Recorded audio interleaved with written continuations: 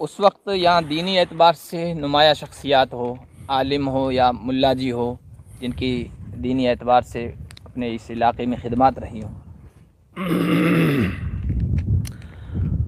उस वक्त दीनी एतबार से घाघरे के अतराफ में तो हज़रत वालिद साहब रहमतुल्लाह अलैह थे, और हमारे गांव में ही वालिद साहब के कई शागिर्द थे, मगर वो पढ़ने पढ़ाने में एक मियाँ जी रमज़ान साहब थे, और एक चांदे का पार में हाजी नवाब अली साहब थे, अल्लाह उनको जन्नत नसीब फरमाए, वो भी पढ़ाते थे।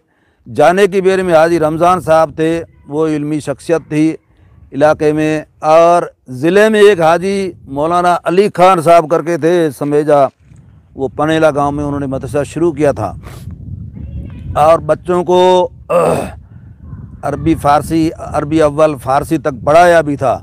मगर सन 1965 में हालात ऐसे हुए, कोई कानून सरकार ने लागू कर दिया, उसमें जितने भी मुल्ला मौलवी पढ़ाने वाले और मदरसे से ताल्लुक़ रखने वाले, कुरान शरीफ पढ़ने वाले, उन सब को गिरफ़्तार कर लिया। उसमें हमारे वालिद साहब भी थे, और दूसरे भी कई, मौलाना अली ख़ान साहब, मौलवी हाजी नवाब, और इधर हाजी हकीम तामलियार के, इन सब को जेल में बंद कर दिया था। तो ये शख्सियात थी, थोड़ा बहुत दीनी खिदमत और तालीमी सिलसिला जारी रखते थे। सहाराए थार के इल्म के अगर मुतलाशी हज़रात थे उस वक्त, इल्म तलब करने वाले, तो हज़रात दीनी तालीम और दीनी प्यास के बुझाने के लिए कहाँ का रुख किया करते थे? हाँ, इस थार इलाके के लोग तकसीम से पहले तो इस इलाके पूरे का, थर इलाके का रुख तालीम का सिंध की तरफ था। चुनाचे जो पढ़ते थे सिंध में मशहूर मदरसे, एक वलेट का मदरसा था, एक किरानी का, दारुल किरानी करके था, वहाँ का मदरसा था, और उससे आगे और भी कई मदरसे थे।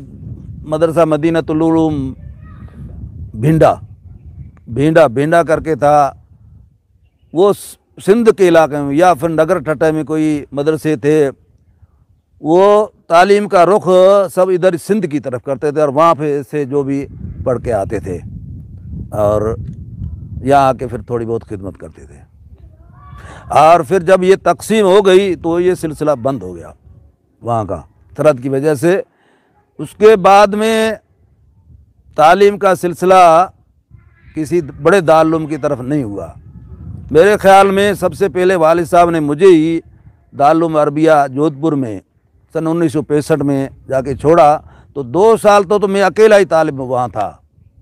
उसके बाद में गिने चुने तलबा वहाँ छोड़े गए इलाके के, और वहाँ तालीम हासिल उन्होंने की। ये रुख मतलब जोधपुर की तरफ ही हुआ ज़्यादा है।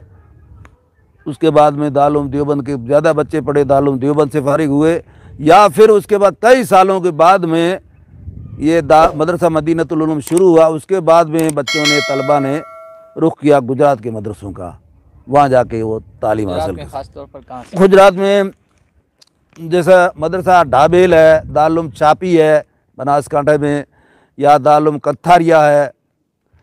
उसके बाद में अक्कल कुआ शुरू हुआ, तो वो मदरसा इशाअतुल अक्कल कुआ, वहाँ से भी तलबा इल्म हासिल करने लगे। और फिर मुख्तलिफ मदरसों में, गुजरात के मदरसों में ज़्यादा रुख हो गया। शिमाली हिंदुस्तान की बजाय गुजरात की तरफ ज़्यादा रुख हुआ तलबा का।